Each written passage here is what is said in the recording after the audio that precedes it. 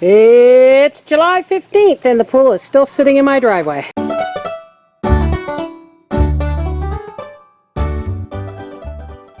So, you have a plan of attack? Yep.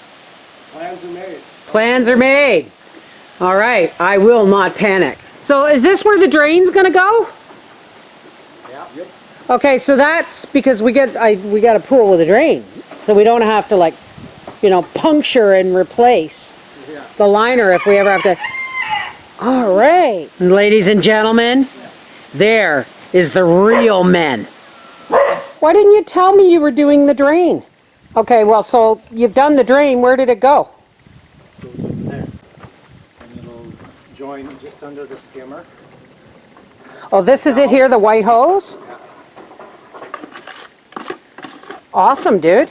Does the hose have to be that long? I will cut it with the skimmer and everything. Yeah, I'll cut it to fit. And I'll use where I need it. So you're concreting that in place? Yes. Now the mat, the wool pad is that gonna have to be cut out of there, or? Yeah. Okay. All right. Well, I'll leave you guys to it.